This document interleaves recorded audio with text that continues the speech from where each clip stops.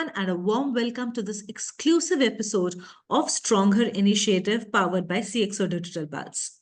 Stronger Initiative is bringing you some inspiring stories of women across the world for you to celebrate their resilience, achievements, and the challenges they have overcome, empowering and motivating our community. In this episode of Stronger Initiative, the spotlight is on a remarkable trans woman who has broken barriers and reshaped norms. Joanne Lockwood. She is the dynamic founder and CEO of See Change Happen, an enterprise championing diversity, inclusion, and belonging. She brings a deeply personal and authenticate perspective to her work, underscored by her mantra of smile, engage, and educate. Her journey from a successful IT business entrepreneur to a respected voice in HR and people consulting illustrates her go getter attitude and her commitment to fostering inclusive cultures. Juan's work, both as a speaker and community advocate, showcases her ability to change and promote empathy and understanding across various sectors. Hello, my name is Joanne Lockwood. My pronouns are she and her. I am the inclusive culture expert with See Change Happen. I'm married for 37 years to my wife Marie, who you'll meet later, and our two children who are in their 30s. I spent most of my life in computing, in IT, starting businesses until about 10 years ago, where I decided that IT was no longer my destiny, if you like. And I decided that I needed to change my career and also my gender. So at the age of 52, I sold my business and started a new one as a professional speaker, as a coach, as a mentor, and a facilitator to businesses all throughout the world on transgender inclusion and also building inclusive cultures. Thank you, Juan, for being here with us. It's an honor to have you here today with us. It's an absolute pleasure. I was proud to be asked and invited to come on the show. Okay, so John, before we start with our main questions, I would like to have a rapid fire round of questions with you for the audience to know better about you. So starting with, so you're an early bird or an night owl? Most of my life, I've been kind of a night owl. In IT, I tended to work through the clock. I'm certainly becoming more of an early bird, going to the gym at 7 in the morning. So I suppose I'm a kind of a bit of a both, really. Work all night if I have to, but I've started to get up more. But yeah, I suppose out of preference, I'm a night owl. Okay, and what's your ideal way to spend a weekend? With family, my wife. We go to the cinema. We see as many films as we possibly can. We love walks in the countryside around old properties in the UK, National Trust, and just basically chilling out, having great family time. Great. And any historical figure you'd like to meet? Oh wow, that's a big one. You know, it's a historical figure. I suppose there are some people in history that have changed the world in their own way. Many powerful women. It's hard to single anyone out, but I suppose the inventor of the computer, was it Babbage? Yeah, someone like that would be a fantastic person, or Berners-Lee, who invented the World Wide Web. I think those kind of people have changed the modern world irrevocably because of their invention. So I think people like that. So yeah, any queer figure, I suppose, from the past who has been underreported, underrepresented. Okay, great. And one habit that you are proud of breaking up with, or you would like to break up? I gave up my bad habit a couple of years ago, which was drinking. And also I gave up smoking about 15 years ago. So those are bad habits. I suppose the bad habit I'm trying to crack at the moment is overeating. I'm trying to manage my weight and go to the gym more and be fitter. So the habit I'd like to keep on with, if you like, is going to the gym regularly. The habit I'd like to break is the overeating, because I've already given up alcohol and smoking. So there's other big bad habits. But I'm sure giving up food would be really difficult, as in controlling the quantity. Yes, it's been a challenge, but we're working on it. We're doing it together. We're both committed to our weight loss journey and manage our weight and live our lives more healthily, if you like. Okay, great. Thanks a ton, Joanne, for this rapid fire round. And I would say you did perfectly amazing. So now, as we are approaching to the main set of questions, I would really like if we can have your wife, Marie, also with us for these questions. Sure, I'll invite her back into the room. Marie, are you there? Here she comes. Thank you, Marie, so much for being with us today for the interview. It's amazing to see both of you together, and I'm sure it has been a one roller coaster ride for both of you. So starting, yeah, that's an understatement. Yeah, a definite journey. Yes. Great. So start with our first question for you. So, what was the pivotal moment in your life or an experience that you had that compelled you to embrace your true self and initiate this significant change in your life? for me, it was kind of an evolution. Something that's been in my head for many, many years. I think I got to my 40s, our children left home, our lives kind of drifted apart a little bit. I think I started to question about what was important to me. Yeah, what was bringing me joy? And I realized that my career in IT wasn't bringing me joy. And that left me to start questioning my identity, my gender. So I think it was that evolution. And about 10 years ago, it became something that dominated my thinking. It became necessary for me to do something about it. So yeah, an evolution coupled with societal change, self-belief, awareness, language. So all of these things kind of dovetail together to make it kind of a realistic possibility, if you like. Okay. And I'm sure your family stood there for you as you were standing ground while you were realizing or recognizing yourself. So, if you could just highlight what's the importance of family for you? Well, one of the things that was very important to me going through my gender transition was my family. There was a number of things that I was prepared to sacrifice, let go of. So friends, my career, my status, my identity, all those kind of old things that I didn't need anymore. But the one red line I had was my family. So my wife, our two children, my parents and Marie's parents were very important. So I had to adjust my pace of change to fit in so the family dynamic were able to accept me. And you learn quite quickly that you can't go too quickly or you leave people behind. And you can't go too slow, otherwise it becomes frustrating. So it's trying to find that pace where everybody can buy in. And different people take different times. Marie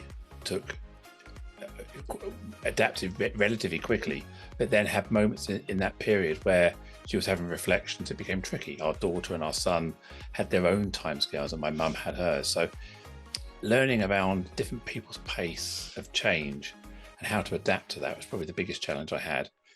But I think by doing that adaptation, it meant that we kept the family together and we're now a cohesive, loving family who love each other's company and we see a lot of each other. So the objective was to keep together, and that's what we've achieved.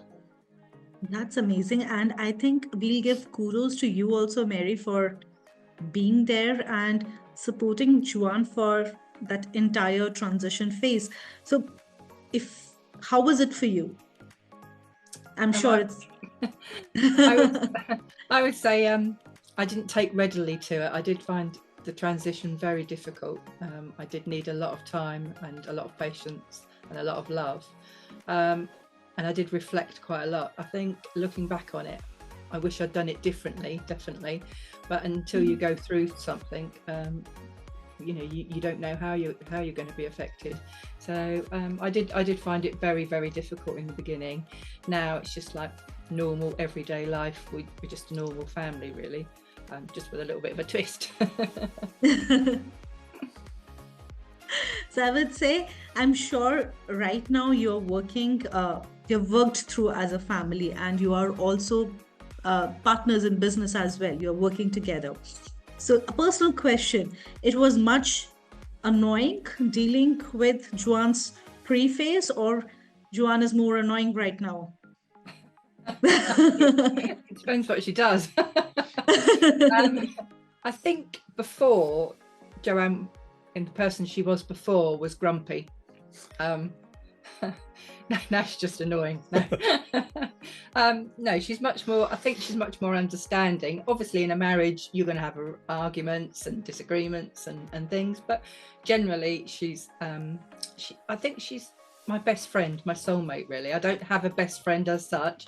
So Joanne's always there. She has a hairbrush in her handbag and a mirror that I can borrow. So she's like my partner. And my soulmate. So yeah. So much better now than before, I think, definitely. She's more happier. She's happier inside. She presents herself with a smile, which didn't get before. So there was always something there before that was not quite right, not making her happy. So yeah, so definitely a tick in the box now. Great to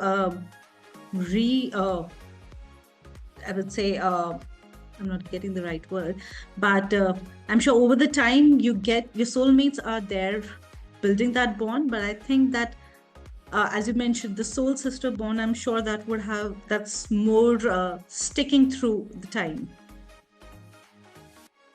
Yeah, I think as time's progressed, we're getting closer and closer. We're understanding each other.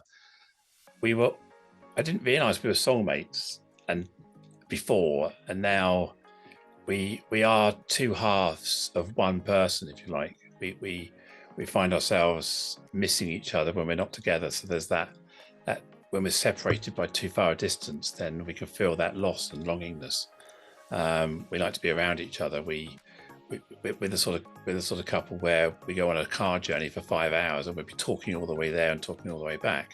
We'll play games and do silly things, and we love watching the same TV, the same movies. So we do share a lot, but we also have time for ourselves. So we're not on top of each other all the time. We have our own interests, our own things. Marie's a great book reader. I love surfing YouTube and wasting time on YouTube quite a bit. So there's time for ourselves to do what we want to do. I go to the gym on my own, do my workouts on my own. So yeah, whilst we have lots and lots of common interests, it's not to the point where we're only with each other, but we do long for each other when we're not together. Great. So, Joanne, is there any specific event or interaction with your family members that actually reinforced your resolve and strengthened your decision to pursue your chosen path? There are two significant memories that I've got. One is our daughter got married a couple of years ago, and we'd been through a really tough couple of years beforehand with our daughter not accepting me, not at all, really. I mean, she really didn't want to see me or meet me. Something changed, and then I was invited to walk her down the aisle at her wedding a couple of years ago. I gave the father of the bride speech because I'm proud to be her dad and her father, and gave her away. And it was a really, really sort of validating moment and a special moment for me as a dad, as any father would be, to be able to give their daughter away. So that meant a huge amount, and it reinforced how proud she was of me and how proud I was of her and her stepping out on her own with her husband. And the other one I remember was with my mum. I was never quite sure how to describe myself in terms of my mother. And I was going to visit her in hospital. She had a fall and she needed a couple of days in hospital. So I went to visit her. And as I was walking up to the ward, I was wondering what I was going to say. If I was challenged, who are you? Oh, I'm Pat's child. It didn't sound right. And I was really confused about how to introduce myself if asked. And as I walked into the ward, my mum waved at me and said, "Oh, my daughter's here." And that was like a magical affirmation that I'd never had that conversation with her. She'd never used daughter before. And I sat next to her bed holding her hand. I was almost in tears saying, "That is so beautiful, Mum." And I said to her the other week, I said, that was a beautiful moment. She said, but you are my daughter. That's how I see you. I tell all my friends you're my daughter. And so that in addition to the way Marie supports me and is with me, but my mum and our daughter, the way they validate was so special. And I'm sure our son does in his own way. I wouldn't want to leave our son out, but yeah, those are two moments that really mean something deep in here. Pretty emotional and amazing moments, I would say, Joanne. And it's really appreciable that, you made a choice and you prioritized your happiness and living on your own terms. And it's a difficult thing to do, I would say. It's not easy when it comes to hard decisions. So a decision sometimes such kind of decision might seem very unfair or are being deemed selfish. So how do you manage to navigate through these complex perceptions and find a balance that allowed you to confidently make a decision for yourself? You're right. It was selfish. And if you look up in the dictionary the word selfish, I did it for myself. I didn't do it for anybody else. What I soon realized was that my selfish act, if you like, had a huge impact on those around me. I thought it was all about me in the early stages. It's all about me, my transition. Everybody else will just get used to it. But as I said earlier, it's all about reflecting on the fact that actually it impacts everybody around me in different ways at different speeds. So I had to, and I often say I had to be selfish in the least selfish way possible by having compassion and empathy for others. And you also mentioned around change, the fear of rejection, the stigmatization, and all these things that you face, certainly in gender transition or coming out as queer, whatever it may be. There's that huge barrier, and you walk up to that door many, many times before you open it. And as I said, it becomes necessary. You get to the point where going backwards or standing still is more painful than going forwards. And then you take that step off what you think is a huge cliff edge, and it turns just to be a 1 centimeter drop, and it's nothing at all. So the fear you had was all in your head, all in your mind, that passion of change. And there was no plan as such. I didn't have it mapped out. I just knew that I needed to keep taking 1 step forward and looking around, making sure I had people with me before I took another step forward. Sometimes I'd have to pause, take a sit down, let people catch up, hug, talk, communicate, listen, reassure, and make those steps together rather than just on my own, because it would have been easy for me to just walk off into the distance and leave everyone behind. But that wouldn't have brought me joy. That wouldn't have brought me happiness. And it wasn't the desired outcome. My desired outcome was to be together with our family as Joanne. And that was the challenge. And I recognized that not everybody was embracing that as quickly as I was, or each other. So it was a real working exercise. But yeah, change is difficult. Deep, big change is painful. You've got to get out of that comfort zone into that stretch and push people with you. Great. And Marie, you have been standing alongside with Joanne and, accepting these changes, because I'm sure how hard the change was for Joanne was, and it was equally hard for you as well. So do you think being a woman, there is any trait that gave you the strength to give that kind of support? Yeah, I think I learned from my mum in times of adversity that, giving yourself time and talking through lots of communication and love does get you through things. So I think I had to do that for myself, and we had to work through that together. So I think sort of looking at how my mum treated me and the family and in things that she suffered helped me in Joanne's transition, definitely. That's great. Thank you, Joanne and Mary, for being there with us today, and let us peep into your life, the journey, and being an inspiration for many. And even Mary, for having that kind of acceptance from your end. It's really amazing and inspiring.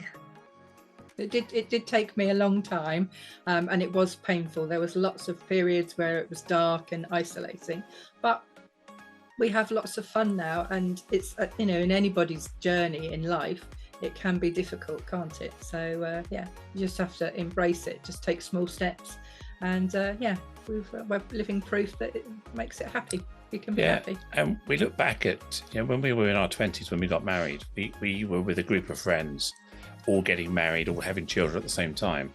And out of all of that group of friends, we're the only couple that are still married. So it just goes to show that other people have adversity and differences in their life, and their marriages don't work for whatever reason. But we're still here, 37 years together, and we're stronger than we ever were. And you can do it if you believe. Great. And in another 3 years, it's going to be 4 decades, which is an amazing milestone, I would say. I know. Yeah, we're looking forward to the party. Do invite us as well. Oh, please come. Please come. Everyone's welcome. It'll be a celebration of love. So bring love, bring joy with you. Yes. Great. Thanks, Joanne and Mary, a lot for being with here today and coming up strong and still going on strong. And I would say cheers to that. Thank you for being with us and showing us inspiration story to our audience.